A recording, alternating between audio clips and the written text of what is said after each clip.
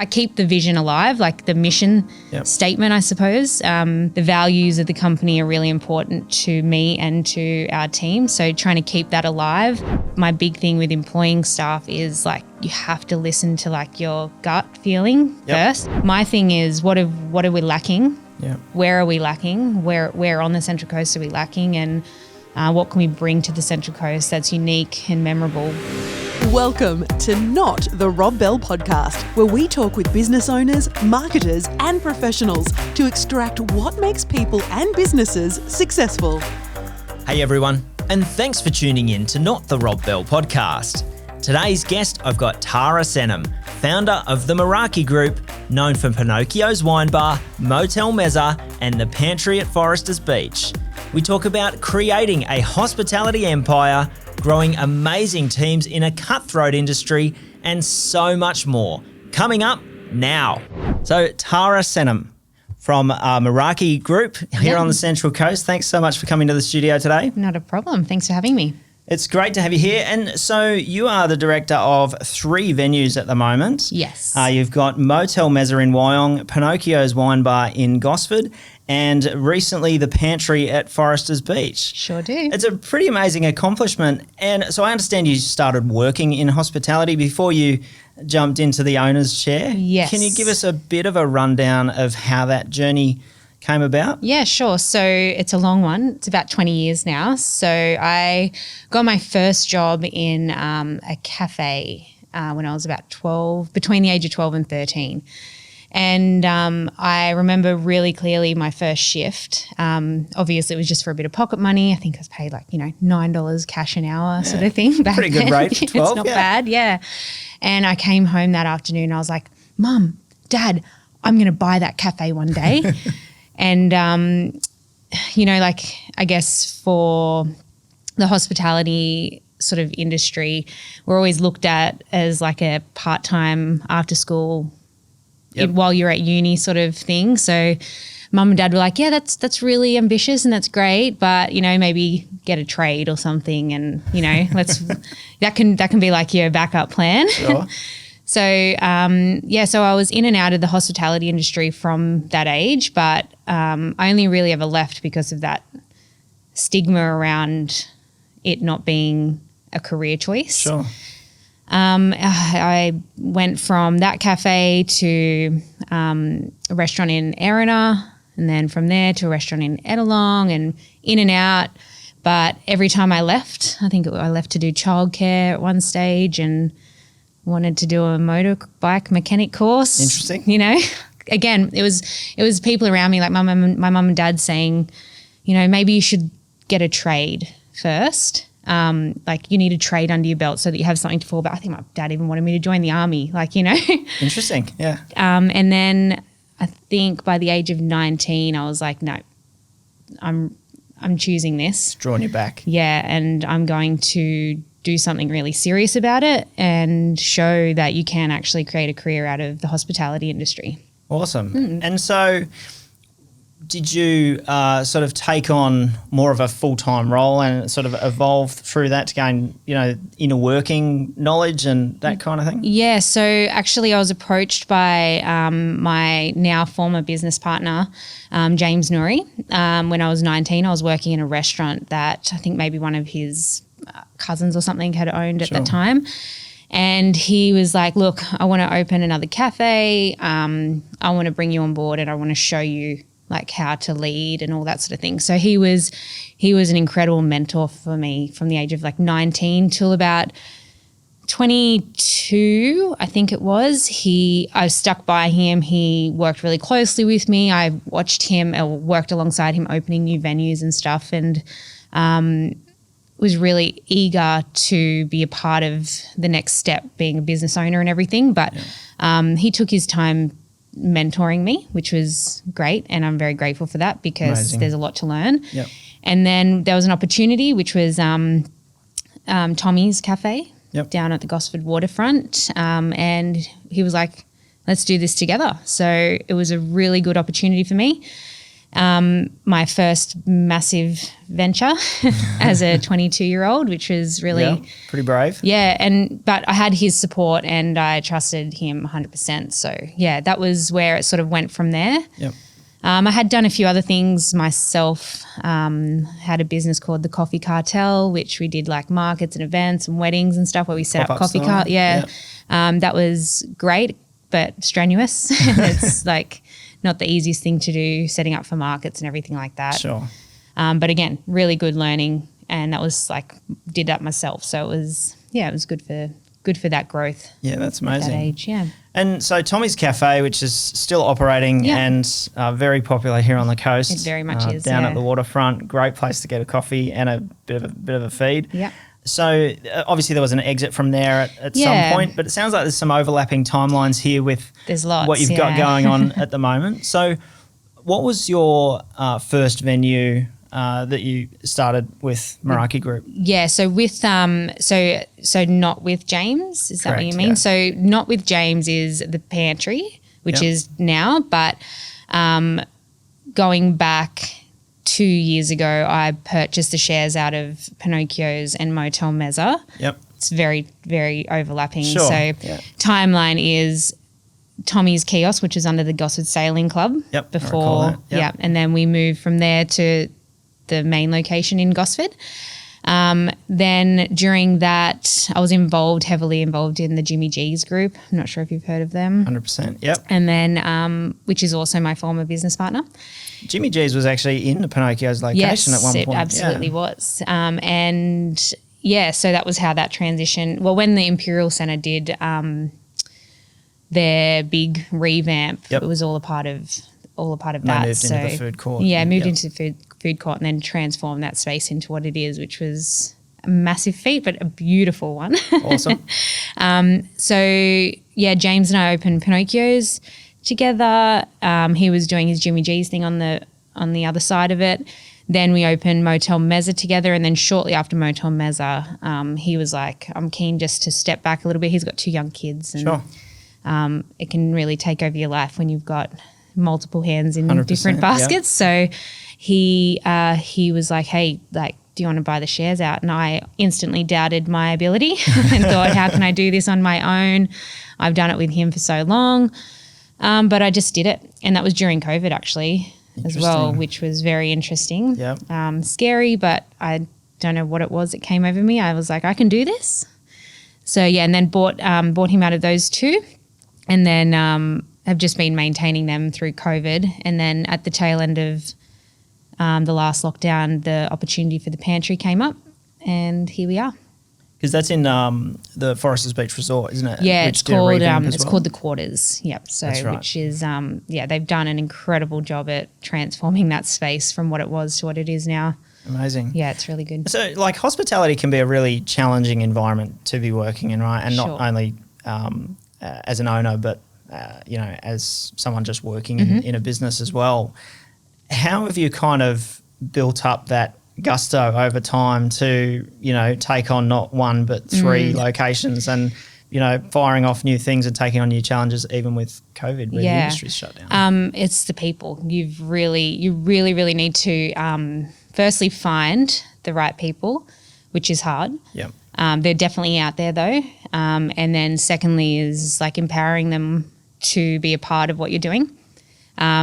Like the saying goes, you can go fast on your own or you can go far together. So for me, it's about instilling like my vision, my mission forward for what I want to create.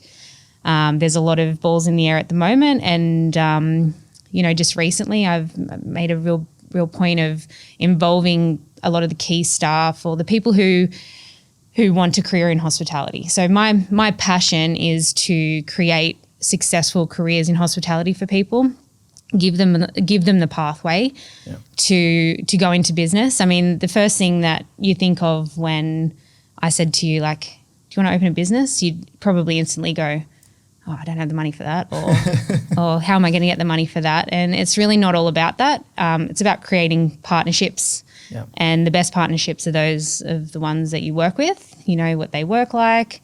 They might not have the tools, I suppose, to open a business, or they might not know they've got the tools to open a business. Yeah. And so just trying to take them along for the ride with me is and has been the most crucial part for me. So there's a few things that we have coming up at the moment, and I'm heavily involving my team in it. We've got a new little projects team that we've been working on, so we get together and we, discuss what projects we're working on and how they can each have an influence in that. So yeah, it's really, really about your staff and empowering them to be a part of your mission, I suppose, going forward. Yeah, that sounds really good. When it obviously money is a big part of business, but when you're involving your team at such a level, how do you strike a balance between sort of guiding the ship and sort of seeing through your vision and, taking that feedback along the way and making it a collaborative effort? Yeah, so it is interesting because I do feel at times like a lot of pressure to know everything as well. So it's that like when they because a lot of our staff are quite young as well, but they're the best ones to be working with, I suppose. They've got like a fresh vision, and they're not sort of tainted by the horrible past experiences of the hospitality industry. And the stereotype. Gone are the days that you expect your staff to work 60, 70 hours a week for a salary. And that's really, really hurt our industry. A lot of our most skilled staff, particularly chefs and stuff, are really tainted and feel like they've been ripped off over the last, 10, 20 years. Sure. A lot of employers use and abuse their staff in our industry. It's just expected, if you want a career in this industry, you have to work hard and pay your dues and all that. Yeah, and it's bullshit, really. It really is. So, it is a balancing act, but I guess it's that thing. It's having them open conversations and making sure that they're really. I keep the vision alive, like the mission statement, I suppose. The values of the company are really important to me and to our team. So trying to keep that alive, and I guess giving them the right amount of responsibility with the right amount of support is has always been a crucial part of it. I mean, it's definitely going to bring, new angles and new perspectives to anything you do. And the thing that I notice about the three locations is they're quite different in their styling. Pinocchios as a wine bar with great food, Motel Mezza with a Middle Eastern sort of flavour, and the Pantry, which is probably more of a brunch style from my perspective. Cocktails, but brunch. And Cocktails at brunch. That's right. I mean, obviously the overarching theme of really great wine and all things that go with food, but how do you sort of come up with a vision? Can you validate that against the market, or is it just assume, test and repeat? Yeah, so number one thing that the Central Coast lacks is diversity in our food offering. So which is crazy because there is an unbelievable amount of diverse families and people on the Central Coast. And I find that everyone, well, not everybody, but our industry just seems to copy, cut and paste what other people are doing as well. Like how many cafes do we have doing the same thing? Yeah. How many pizza restaurants, it's all the same sort of thing. And I think they do it because they look from the outside in and go, oh, it looks like that's working, that's what people like. My thing is, what are we lacking? Yeah. Where are we lacking? Where on the Central Coast are we lacking? And what can we bring to the Central Coast that's unique and memorable for us as coasties? Too often people go, oh, I love going down to Parramatta. The Lebanese food down there is awesome. It's well, don't go to Parramatta. Come to Wyong and try the Lebanese food there because, And I remember when we opened up, or we were doing the fit out at Wyong, the people were like, what the hell would you want to open a restaurant in Wyong for? And instantly I think my dad said, oh, you're just going to have guys in flannels in there. And I'm like, why? You live around Wyong. Yep. Where else do you go to up on the north end of the coast apart from a golf club, a leagues club or an RSL? No. And the minute we opened, I think night 1 we had 70 people, night 2 it was 90, night 3 we had 120 people in our first week. And it was like the missing link of between the north end and the south end of the coast. Like there's a lot more happening on the south end of the coast than the north. Yeah. And because it wasn't happening in Wyong yet, people were like, oh, you know, you're taking a really big risk, like this is crazy. Yeah. You know, but you got like Jillaby, Yarramalong, all of those places around there with people who, with people who like to eat food, like the rest of us. And so, I guess that is, I guess one of my major goals is to fill the gaps of what's missing on the Central Coast. So there's a few things we're working on at the moment that I've noticed as well, trying to fill some gaps there. So hopefully some things coming along. Awesome. Yeah. So obviously taking that sort of approach where it's not just cookie cutter of someone else's market share, is there an increased risk that it won't pan out? And is there any, experience to that effect in the past? Yeah, absolutely. I mean, I try to stick to that. If you build it, they will come sort of thing, because at this point where I've got quite a lot of loyal customers and a lot of following, like Pinocchios going on 7 years that we've been there now, which is crazy. Yep. And I feel like over time you build a lot of trust in the people around you, especially customers. Yep. And we've taken a lot of time building our customer databases and things like that. So the Pantry, for instance, we were still in a lockdown. I remember when I got the call, do you want to open a cafe? And I said, fuck no, no way. No, I'm not opening another business, not right now. Like, it's COVID. What happens if we go into another lockdown? But I'll always go and have a look at opportunities. And I walked through the doors and I was like, I'm opening another cafe. Here we go. But again, that thing, people going, why are you doing that? Why Forresters Beach? Oh, it's tucked away. Nobody's going to go into the resort to come to the cafe. Yep. And we just spent the time reaching out to our database of people, our customers. They know and trust us. They know, like, and trust us. They and it just shows that, like, people are crying out for more places, more diversity, and everywhere that you go to now is like so busy. Yep. So it's like, where else can I go to? Where it's obviously we all want to be busy, but if we can spread it out a little bit. Yeah, for sure. Yeah. So, and obviously for Motel Mezza, where you have like a banquet experience as well, is that does that require some customer education for people who haven't experienced that kind of eating before? Yeah, absolutely. It definitely, especially when it comes to how much bread you eat in the beginning. There's something really beautiful about that type of eating and the culture that, the type of culture that do that style of eating, you know. We were involved, or I was involved with Biblos, the first Lebanese restaurant on the Central Coast. And when I was working there and we were developing the concept from the beginning, we had a few family friend nights, and they were from Lebanese background and everything.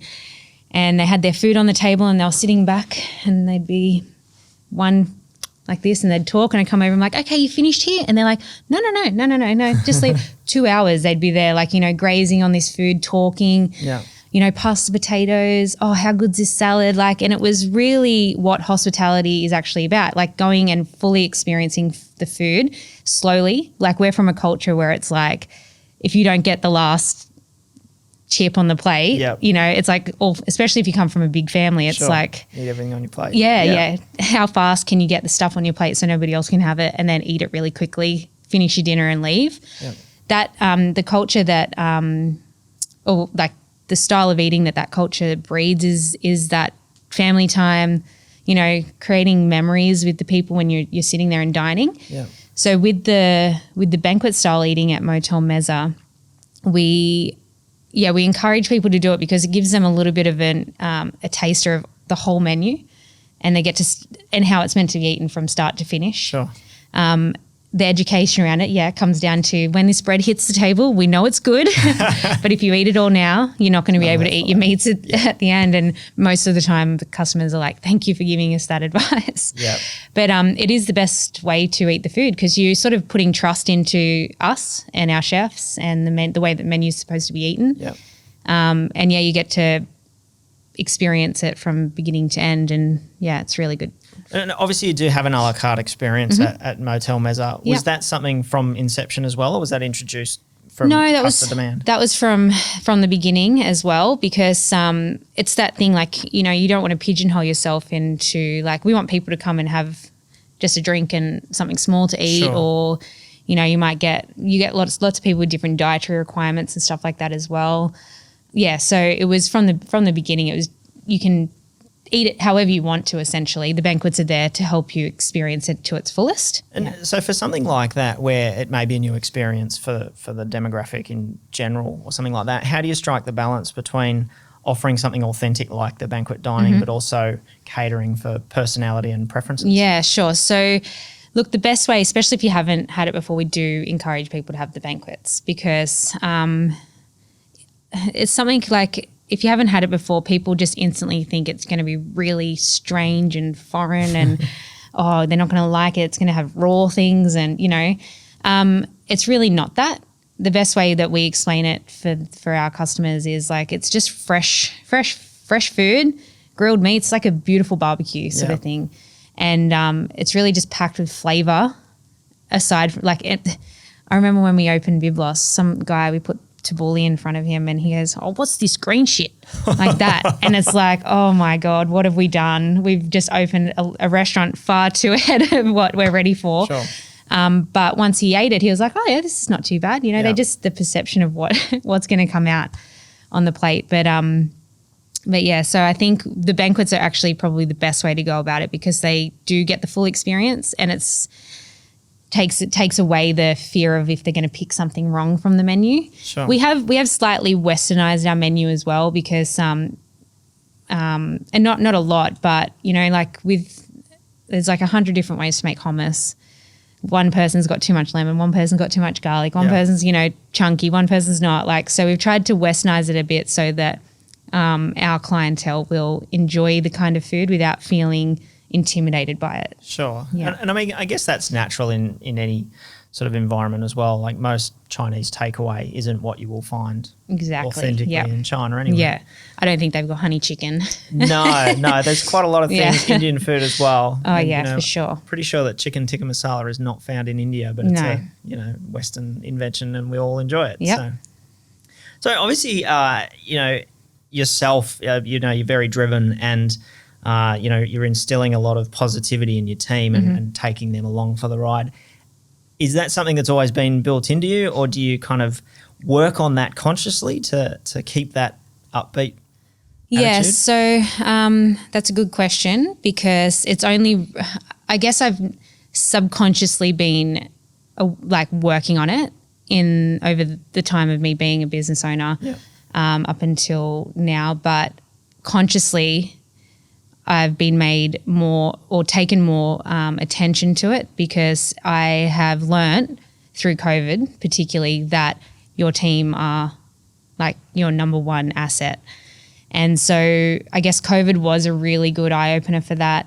I've always involved my team a lot, but up until probably COVID, I kept everybody at arm's length as well, like need-to-know basis, you know, just do your job as well, like.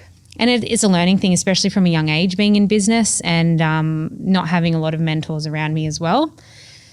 But, so consciously working on it probably in the last 2 to 3 years, I've really, really noticed that my staff appreciate being appreciated firstly, and appreciate knowing that there's more to just coming to work each day, doing your job and going home. Sure. But I think subconsciously it's been important. I'm very big on, you know, relationships, and personalities fascinate me. Oh my gosh. It's, just trying to work, I suppose a lot of work on myself, and I know it sounds woohoo, but you know, you really, really do have to grow as a person to be successful at business. Yeah, so I did a bit of Instagram stalking, and you know, you read some woohoo stuff. Not the woohoo stuff, but even similarities. So I saw that you did a Kerr and Ray event at the start of 2020. Yeah, I've done a Kerr and Ray Nissi event before as well. Yeah, cool. And I have a really good appreciation for things like that, where it's it's not only about yourself and the way that you view the world in general and yourself, but also how you incorporate your team and how you treat them and that sort of thing. Is there anything that stands out to you from experiences like that, either recently or over the last, over your entire career, where you've sort of shifted from the way you would do things at the start? There's a lot of things, both positive and negative. I have had staff steal from me, and it really guts you because you're like, holy shit, what, like I trusted this person. Yep. And then from that, you're like, how did I let this person into my business? It's about, I guess, from that situation or those situations, because there's been quite a few, which is both embarrassing because, how you let it happen once. Obviously you can't control what people do, but I learnt that I wasn't listening to myself. I was panic purchasing my staff, is what I'd like to say. Sure. I was employing out of desperation and lack of knowledge or trust in myself as well. So I learnt a lot through that, being taken advantage of as an employer, because I've always given a lot. Whether it be time, knowledge, support, things like that. And I've learnt that just because you do that doesn't mean it gets given back to you. No, for sure. So I had to do a lot of work in the intuition side of things. So now my big thing with employing staff is you have to listen to your gut feeling first. And again, it sounds woohoo, but you really, if you have any inkling from the beginning that the people you're employing or the person you're employing is going to be in any way a negative mix within your group of legends that you've already got, then it's generally saying something from the beginning, and we brush those feelings aside so often because we need people, we're desperate. Oh, but he's got really good experience and maybe he can bring a different, maybe he's just that way because his personality, that sort of thing. And we make excuses to push aside that gut feeling.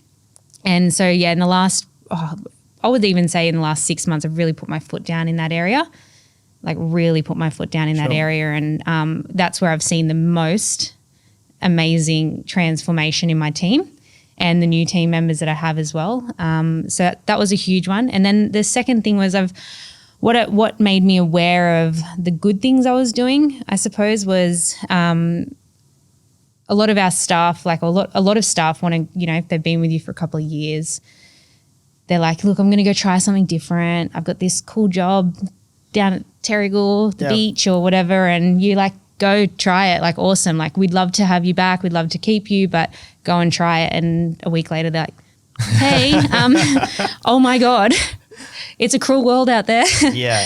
I guess that was a really, really cool thing to start to witness, that people were starting to become aware that what we were doing was different to what other employers are offering or not offering at all. So, yeah. And so do you find that you help bring people in at sort of the start of their careers and then, guide and train them into a more important role over the years? Absolutely. So, and they come in at all different stages in their life. I've got two of my managers at the moment. One of them is in a totally different stage to the other one. So just the amount of not the amount of effort, the type of effort that I involve in each of them is different. Some of them I can give one of them a certain type of responsibility and know and trust that it's going to get done a certain way. The other one I nurture through it and help what can I do for you to get the job done correctly? And so there's all different ways. And then same with our kitchen team. Chefs are a different type of species, but they're incredible human beings as well. Most of them are the most passionate people. So, but they take a different type of nurturing, you know? Yeah. Some of my kitchen team have been with me for 6 years now, and I've watched them grow from an apprenticeship into now, trying to now teach them how to manage different types of personalities and stepping more into a leadership role. So they come on board at all different stages. I do love the ones that come in and they don't know what they're going to do, and then they're like, I'm really enjoying this. Just enthusiastic. Yeah, and then we take it the next step and go, well, like, let's consider this as a career opportunity for you, and let's try to build you into something that you, like, or the person you want to be. And like, we work on both their personal lives and their professional lives. So, because like I said before, like if the two aren't in line, Yeah, of course. you know, if you get the two in line, then you've got a powerhouse. So, And so 6 years in hospitality years is probably like quite a long career, yeah, right? it really is. So it probably Especially in the one business or Yeah. the one under the one employer. Yeah. probably says a lot for the culture and I hope what's so. going on in the group. So I'm curious to know a little bit, you know, obviously you take a sort of a rising tide raises all boats sort of mentality. I'm wondering if that sort of applies in hospitality across the coast with fellow business owners and that sort of thing. Is it like a rivalry kind of atmosphere with competition, or is it, you know, let's build this together? I think that it definitely can be better, like 100%. I would love it if other business owners would freely pick up the phone and go, hey, what's going on over there in your like neck of the woods? We're struggling here. Are you struggling? What are you doing? Yeah. How can we improve? But there's so much pride in asking for help. It's not necessary. Yeah. It is hard. I suppose there's a few clicks as well that's happening. Sure. Definitely can be better. There is a few more networking things happening at the moment where it's bringing people together and stuff, but I think we should be all working together because it's more the merrier, right? Yeah. When more people succeed and bring people, like get our coasties loving their experience and stuff, the more we're all going to succeed at it. But yeah, I find, it's not so much rivalries, it's just the fear of letting other people know that you're not really doing well or you're struggling. Everybody thinks that they've got to do things on their own, which is not the case. You know, I've got a lot of mentors and peers in the industry where I'll call and be like, oh, help. And you can't get through it without that, you know.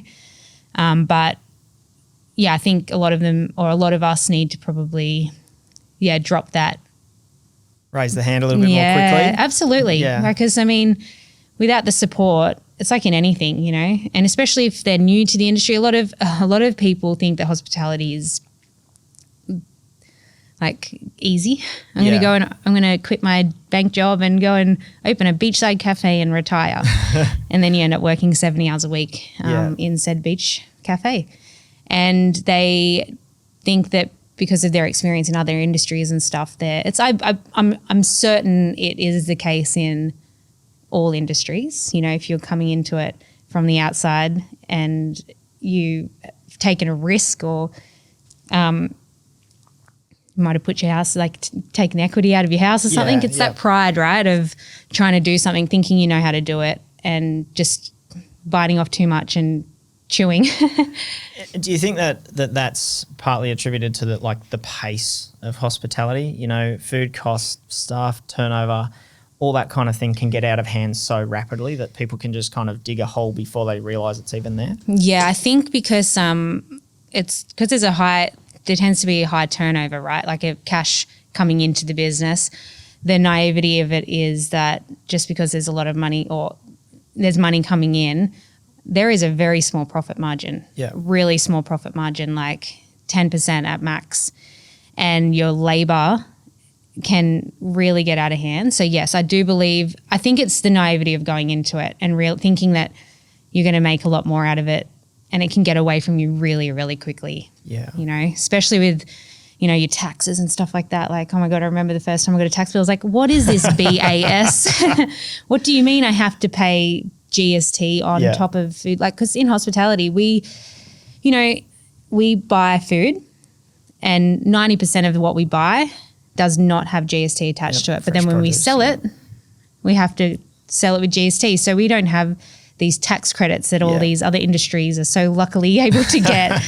And that can be really daunting. Yeah, I mean, it's certainly a challenge getting, you know, all those working parts in a row, but I think certainly in hospitality it can happen a little bit more rapidly. Do you think that that's been exaggerated now for any newcomers who aren't experienced like you are with, increasing labour costs as a result of the shortage, food costs going up, which we keep hearing about from groceries, and probably rents going up and everything as well. For sure, absolutely, it really is. It's making it harder and harder for new businesses to open as well, and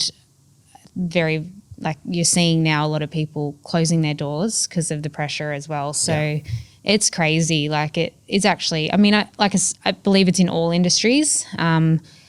The thing that's tricky with the hospitality industry is that people just aren't ready to spend more than what they're currently paying on a night out. Sure. So with what we have to put out, you kind of robbing Peter to pay Paul in some areas. You've got great staff and you're paying them well, but you can't sell the food, for higher than what you're supposed. You're running at there's an area where you're sort of always trying to pinch from. Sure. Without trying to sacrifice your quality and stuff. I think it's getting harder for people to succeed, keep their doors open for longer than 12 months. Yeah. It's really hard. For sure. And so how do you balance that? You said you've got some new things in the works. How do you balance, those foreseeable headwinds with, the opportunity? Because anytime things like this happen, there is massive opportunity out there as well. Yeah. So I think at the point that I'm at now, I've got 40 staff and 3 kitchens. So we've got infrastructure at the moment to be able to grow, even just to grow with what we've already got. There's a few extra income streams that we're playing around with without having to open more venues. So I guess it's about leverage at this point, so we have key staff that work across the board, which we're pretty lucky with. Whereas if you're opening a new venue and it's your only venue that you've got, you tend to have to employ your whole team from the beginning. So you have a head chef, and that head chef is now worth a lot of money, which they are worth a lot of money, but it's that thing, how much are people willing to pay for their food? So now we've got an incredible executive chef who has been on board for 3 years now, but he oversees the 3 venues. So I guess it's the infrastructure for us that we have in place after a lot of years of hard work. The teams that we have built up, we're able to leverage off what we have. So perhaps rather than opening additional venues right now, it's more about getting more food through the kitchens, whatever shape that. Yeah, so that's right. And then other things, whether it be events or consulting, business advice, dark kitchens. So, big thing right now. Yeah, opening different brands, using qualities that stand out in your quality products that stand out in your businesses and turning them into businesses on their own feet. Yep. Just trying to get creative, I suppose. I hate the word pivot, so we're not going to say that. But just get creative with what you have, I suppose. It's leverage, really. Yeah, it doesn't sound too much like a pivot because, those mainstreams are still there. That's right, People are still flowing through your doors to experience great food and sensational wine and all the rest. This is really just about maximising what you can do with that in a tough economic climate. For sure, yeah. Absolutely. Interesting. So what is kind of next on the cards in terms of, obviously you can't give us too much insight into the secret projects, but, what are some of the cool things happening at your 3 venues? Yeah, sure. So I'm working at the moment on a new concept, which I'm hoping kind of feels a little bit franchisable, using one of our very popular dishes from Pinoccios. Awesome. That should hopefully be launching in 6 to 8 weeks. Oh, I've said that out loud now, so I guess. Right. You can say it again and we'll splice it in there if you want. Yeah, can you release this weeks? in 6 to 8 weeks? Yeah. We're going to launch that as a dark kitchen and test the market to see how people receive it, and then hopefully look at some venues to roll that out with. And then I'm actually in talks with a few places at the moment about helping them or taking over in some ways. There's a lot of people out there looking for either an exit strategy at the moment. So we're really just trying to add to our portfolio of businesses, and going back to creating the careers for people, giving the people that we have an opportunity to go in and run it, take it over, partnership with our staff, which is going to be really exciting for them.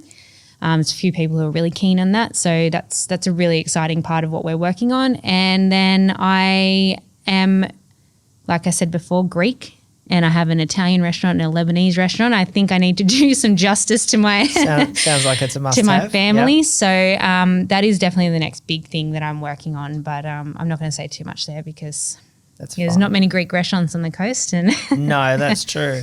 And so, do you see your journey with the group sort of taking on a bit of a portfolio addition?